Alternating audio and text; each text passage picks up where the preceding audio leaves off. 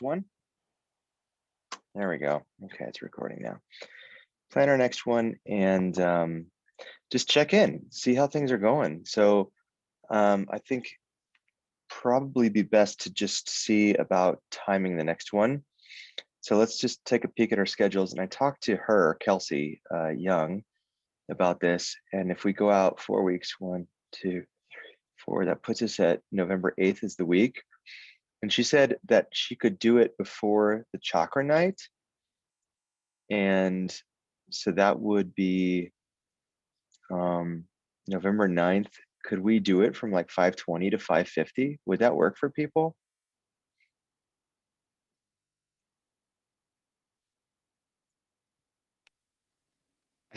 I think it'll work. I might have to move something around, but I think I could probably make that work. Okay, great.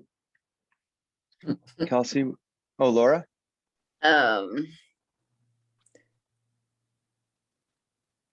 Yeah, so I would probably just have you guys on when I was driving over there, if that's Yeah, that's okay. That's totally fine. okay.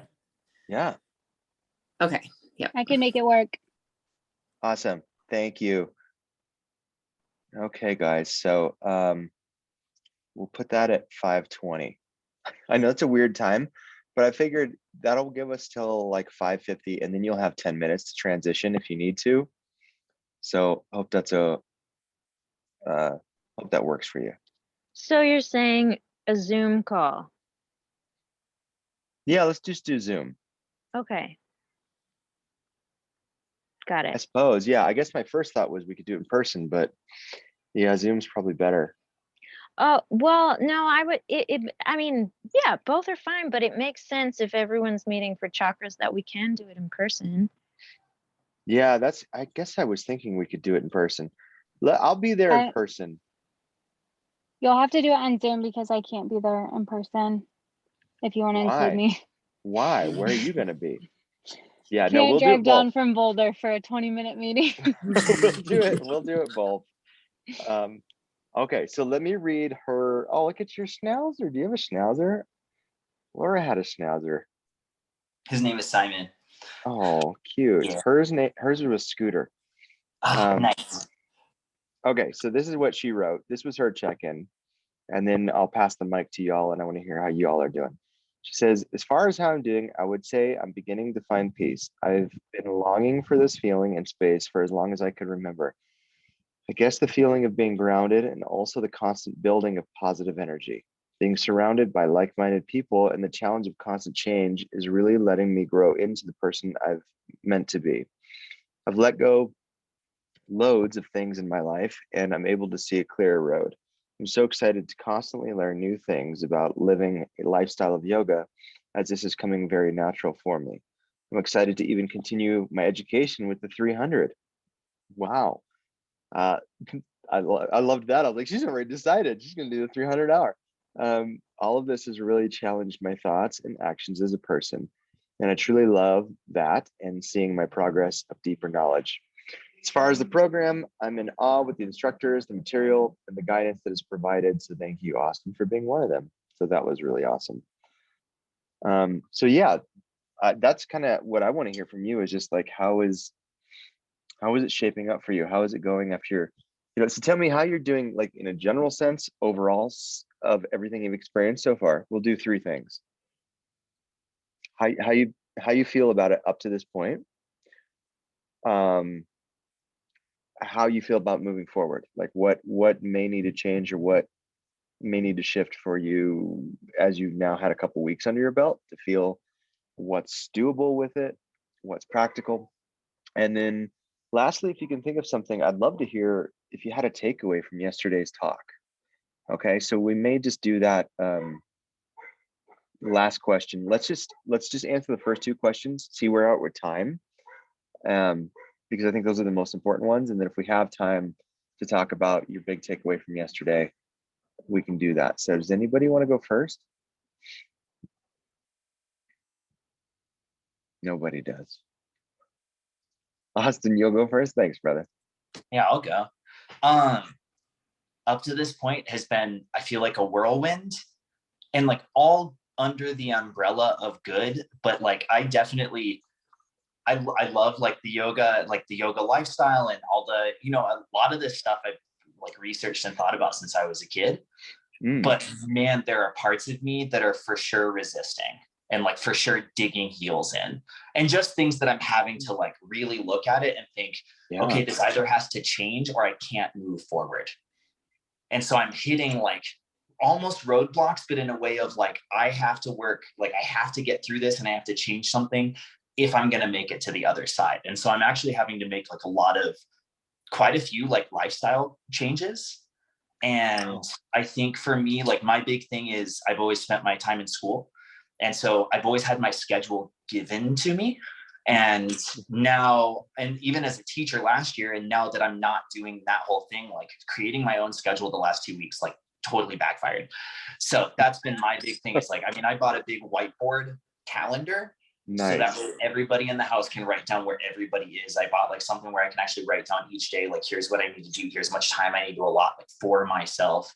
And so that's actually like what I'm spending tonight doing, is revamping how I go through each week to make sure that I have time allotted for myself. And also so that way when I am relaxing, I can actually relax and enjoy my time with other people, because I wasn't able to do that the last couple of weeks.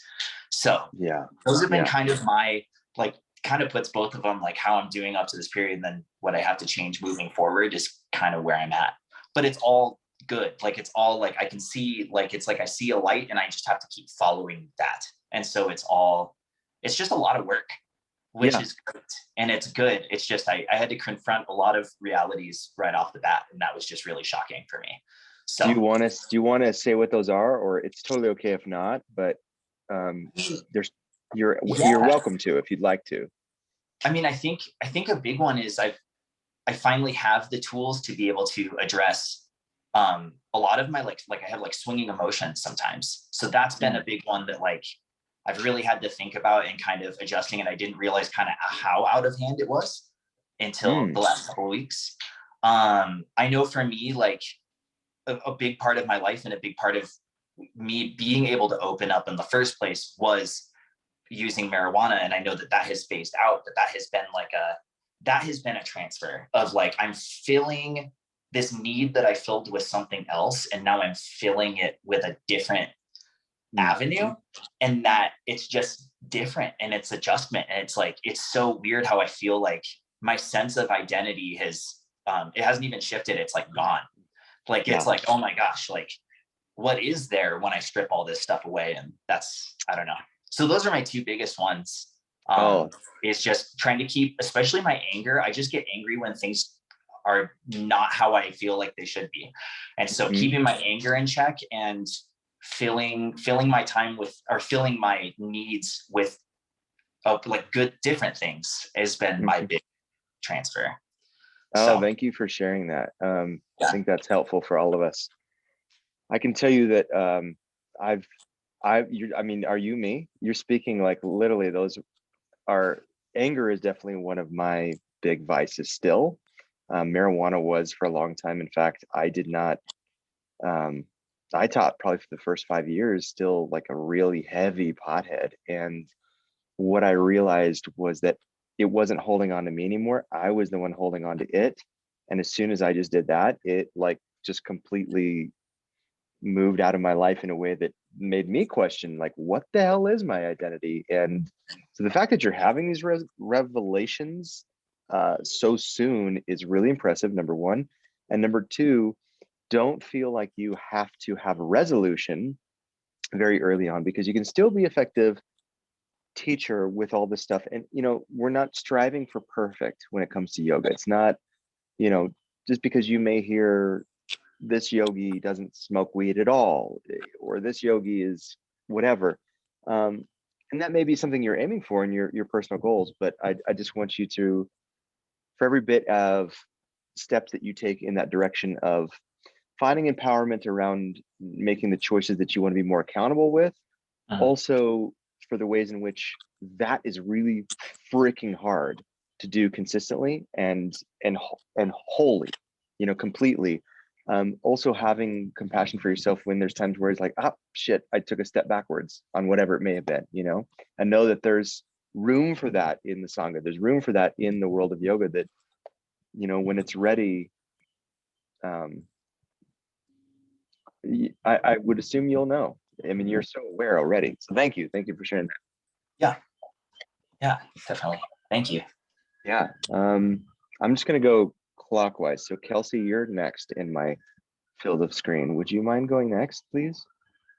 How are you doing? Sure. Can everyone hear me? Loud and clear. I'm sitting in a car, so I have like wonky signal. I mean, I'll be honest, I'm having a really hard time opening up emotionally, and I'm feeling like it's just hard. It's really hard to do this over Zoom. Yeah. I've never been a Zoom learner before. I luckily graduated college before everybody got stuck being and teaching on Zoom and learning on Zoom. And so this is really new for me.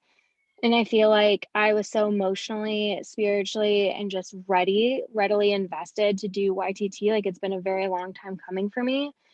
And I had built up these expectations in my mind of this growth that I was going to encounter and like doing it in person, and just I'm an in-person person, and I'm having such a hard time over Zoom. It's not that like I can't not be there or I don't get the assignments done. I do. It's that I feel like I'm not connecting. Like I feel like I'm missing out so much. And like I love people and I love community and I love in-person life.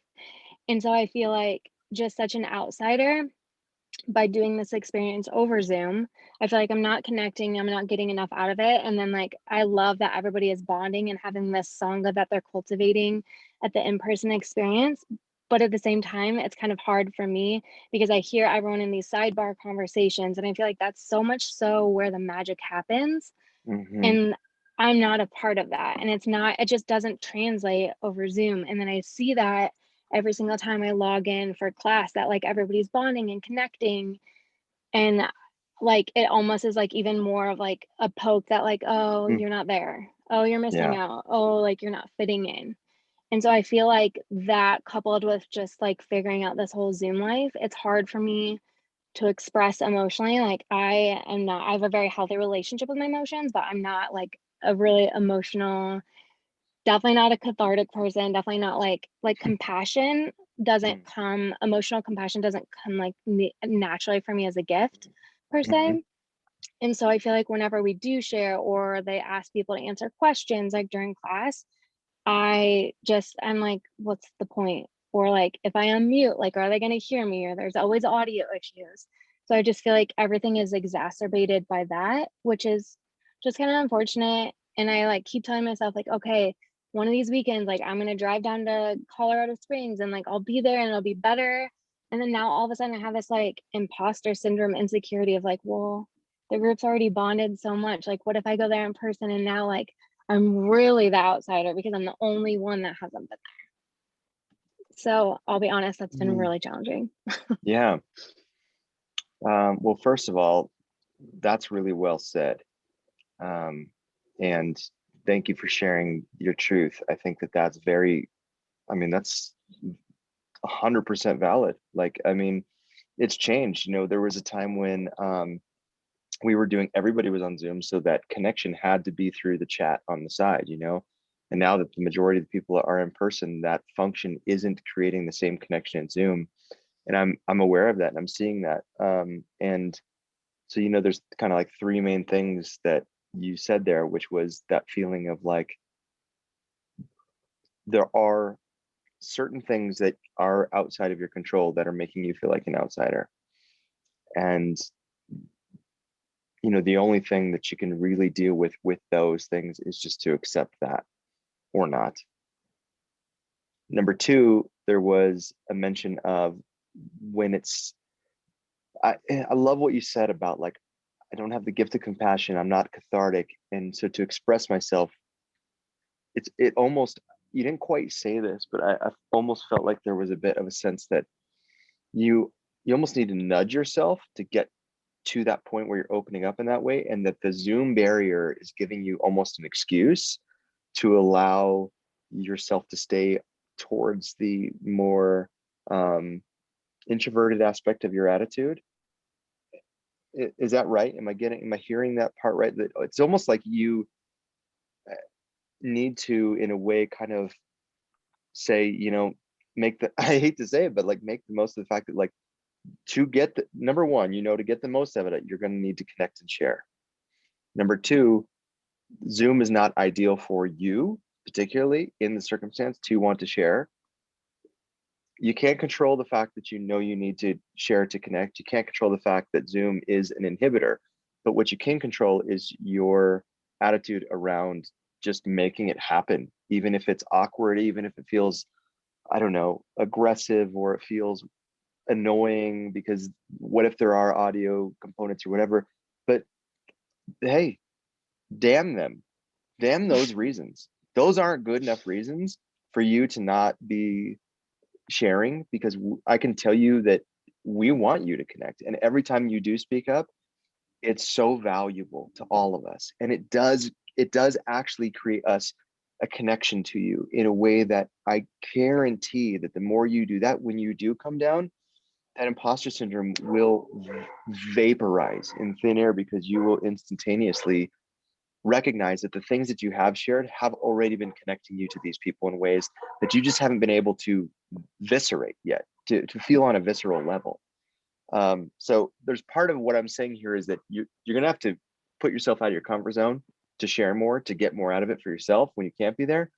But also, I'm also saying, trust me, when you do come, people are going to have open arms. They're going to want to see you there. They're going to want to embrace you. They're going to be so glad you're there, and it's just going to fill your cup, and it's going to be that thirst quenching feeling. I can tell you the minute you walk in the room. At least that's my hope. I mean, I really believe that, but I could be wrong. But I don't. I think that you also have a lot of control in this. The more that you do open up and get over the unpreferential medium of which we are experiencing you, but it's still better to experience you even via Zoom than not at all. And so I do think that the more that you will do that, I think that the more your Sangha will just be ready for you when you come in. So And I if don't know if I'm any of that helps. If Yeah, I go ahead. may hop in, Austin, and say, Kelsey, you struck me from the very first day as someone who is so open and candid. And I was so drawn to your candor. So you might feel like you aren't connecting, and I'm so sorry you feel that way, but I already feel connected to you. And I assure you, it is not too late. Like, whatever kind of relationships that the Sangha, you Mhm. are still a part of the Sangha. Yeah. And whatever relationships are being formed right now, it is not, it is so early on. None of you have any idea what's No. going to take place over the or who your next friends several will. weeks. Yeah. Yes. No clue how it's going to shake So out. yes. So it's not, don't, I just want to reiterate what Austin said, that everyone will be so ready to welcome you with open arms. And we already feel like we know you. And I'm just speaking on behalf of people, but I have loved what you've shared so far. And Well, so I second that encouragement of pushing yourself a little bit more to share. And I'm sorry, I know it feels sucky, but we're really glad to have you here. yeah. And the magic is happening for some of those people already in those ways. But there's also people, I guarantee you that magic is not happening for yet. So remember to come back to letting go of expectations, letting go of even our judgments around what kind of experience are they having, and comparing it to our own, coming back to that beginner mindset that this is a long journey. Trust me, you all are 3 weeks in. That is, you're just now just beginning to hit the first 25% of this program. And like Rebecca said, there's so much more room for it to change for you. And I think that it's very easy for us to be like, well, this is the kind of week I've had with teacher training, so this is how it's going to go, right? No. But it is good to recognize if there is something within your power that you don't like, that you can change, to start to say, all right, well, these things I can't control, but this one little thing I can, I'm gonna start doing something about that. And that's what these mentor meetings are supposed to be about, to kind of catch those moments of being like, well, what can you be, what's in your power, what's not, but also where is your perspective, and is that serving you, and is it true, or is it based off of expectations and judgment and getting your attitude stuck in a rut around the things you can't change that you wish were different. So sorry, that just seemed like it turned into a lecture. I didn't mean to lecture you about that. No, thank you both so much. That's helpful. Okay, cool, good. Last but not least, Laura, how are you doing? Oh, you're muted there, dear. Hang on. Sorry. See? Okay. There we go. There we go. I don't know. I'm not a great communicator. I'm enjoying the class. I'm not sure what I'm supposed to be getting from it, but I'm getting a lot of different things. See, right now I'm like nervous. I don't know what to say. That's okay.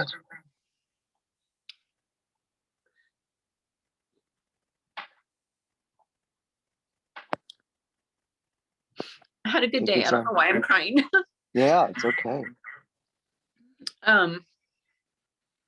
So as far as like the work, like I feel like I'm finally getting the balance of like the structure of doing all that. As far as like what I'm supposed to learn as a person, I don't know.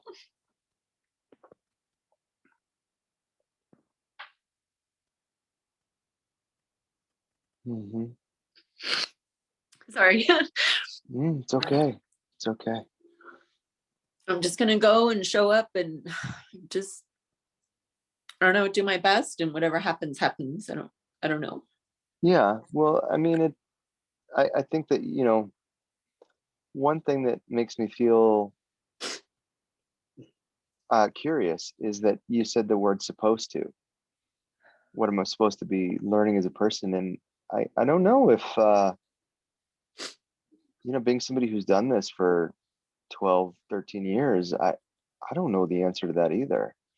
What you're supposed to learn is a very personal thing.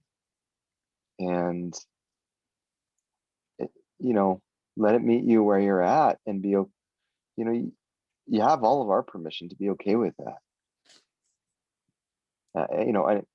But you're the only one who can tell whether or not you're okay with that and decide whether or not you're okay with that. And so maybe you could say a little bit more about, are you feeling judged? Are you feeling like there's expectations on you to be someone or something in some way that No, I just no, I mean everyone there is like, they're kind and polite, and it's just, I don't know, like I'm always like trying to be better. I don't know, like I just feel like I always have to like try to be better and do more, and I don't know, like I can't ever just be like comfortable with who I am. So I don't know, Yeah. like I want to help people, but I don't know how to help people. And then when I do help people, it's like I give too much, and then I feel like I'm just empty. So I don't know. So maybe going through all this will help me figure all that out. Yeah, I mean, I think there is an aspect of what you're talking about in terms of self-growth that we get stuck at a certain point unless we open that up to helping other people.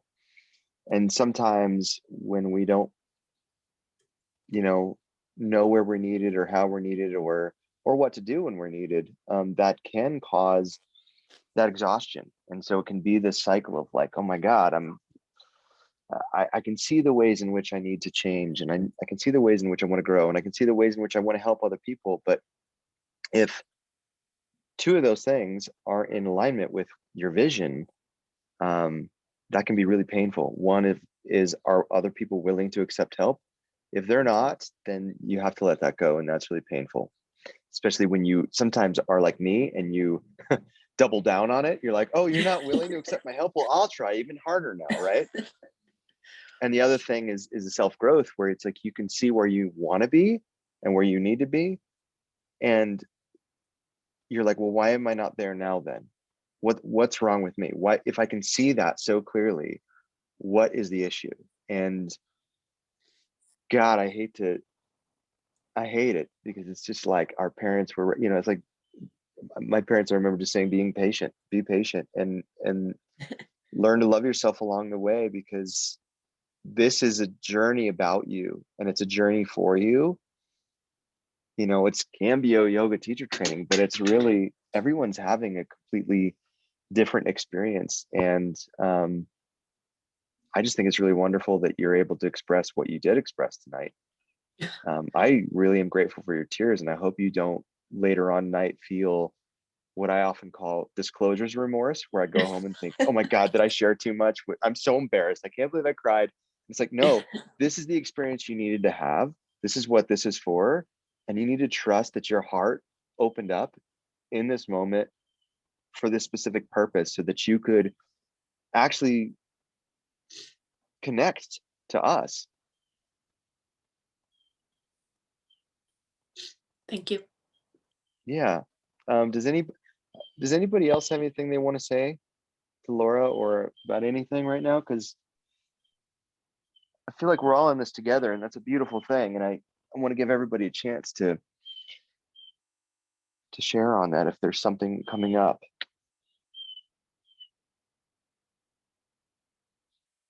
Yeah, okay. I mean, sometimes there's no words, right? Oh, Austin, yeah, please. I mean, I was just I guess I will. Oh, Yeah. no, go for it. Well, I was with Laura during our integration posture clinic. I was in like the small group with you when we were practicing, and you shared with me that your mom and one of your children's, I think, has disabilities. And I know that's been a lot of like energy and exertion for you and taking care of others. And I know that this is probably the weirdest, most foreign step to do something for yourself. And you mentioned that doing this like might help you facilitate a better experience for your child, but I think maybe this is part of the discomfort of like realizing that you also deserve this journey and this growth for yourself. And just to reiterate everything we've been learning, you're already perfect and you're already whole the way you are. So I hope like we feel everything that you're feeling, and we send love, and it's good to hear like you're going through these things. I'm sure we're all sharing similar experiences on this journey. If not in this moment, we will share in the next moment. So we support you, and thank you for sharing. Thank you. Yeah. And I just wanted to say, Laura, like if you had any of those feelings over the weekend when we finally got to like I got to sit next to you and meet you, none of those thoughts ever even once crossed my mind. So I just want you to know that I was just grateful to like meet you and talk to you and all that kind of stuff. And so and also I've had those thoughts before too. I feel like it's hard to think about like overstepping your bounds, but I don't think that that's like at least a thing with us. And I don't know, it's just okay. I feel for you and I love you, and I'm glad you're here and a part of this. And so no matter where you're at, know that like we're here to support you through whatever you need. So Thank you guys. Yeah, we love you, Laura. Like, I don't know you, but I can tell you that. And it may sound, insincere, but I don't know. I just think that you're putting your heart on the line, and the things, you're going through based off of what little I know you, but what Kelsey said. And I just think, I think that, just take some time to love yourself. That may sound cliche, but I agree with what Kelsey said wholeheartedly, that this is a real opportunity for you to lean into oh my gosh, if you're caretaking to the extent that I'm probably just guessing, having 2 disabled people in your life, you're probably supremely exhausted. You know, caregivers fatigue is real, compassion fatigue is real. So do not feel like you need to get anything out of this other than maybe what, again, it's about expectations, readjusting expectations and just saying, hey, if I just need to feel tonight, feel shitty or feel good or practice self-love or let this be about me, or not even let it be about me, not let it be about my family either. Those things are all valid and totally welcome. Thank you. Sorry, see, now I feel like I monopolized the time. No, you didn't take any But more thank you, time than guys. anybody else. You didn't take any more time than anybody else. We all took 10 minutes. We had 3 people check in and that was 30 minutes. Can I just ask though, do we all feel better speaking our truth? Do we all feel a little bit better, hopefully? Raise your hand if you feel a little bit better. Okay, good. Because that's the purpose of this is, and just so you know, like Rebecca and I did this before, this is also normal. I hate to say that, and like, it's not to minimize your experience, but to normalize it and let you know, like, this is what teacher training can do. It can kind of rattle you and shake you up a little bit and put you into that discomfort. That's where the growth zone happens. So don't forget that we are here to help you, the facilitators, but we can't help you if you don't reach out to us because we don't read minds. We're not that good yet. We're not that good at yogis. So please know that we're here, all of us. And if you don't resonate with me, you can reach out to Rebecca or your Sangha. You can reach out to Kelsey. You can reach out to Amber, Kristen, anybody. It does not matter, okay? But thank you. And we'll end with the word tonight. And if this doesn't feel complete, again, feel free to reach out. But, Please do. That's what I was going to say. You all, thank you so much for these shares. And anytime you can reach out to the group or you can reach out to us singularly. Totally. Absolutely. Please. Yeah, because you're not alone in this. You're not alone. Okay, let's end with the word. How about Austin? I'm gonna say together. Kelsey? Heard. Laura? Thankful. Rebecca? Sangha. And I'll say satsang, which is what this was. This is the satsang means it's when the Sangha comes together to sing their truth, to speak their truth, and it's a healing experience. So I hope it was, and we'll do it again. So thank you all. Okay, we'll see you tomorrow night in person at Austin Bluffs. Well, we're on Zoom land. Much love. Bye, guys. Bye. Bye, everybody. Bye, everyone.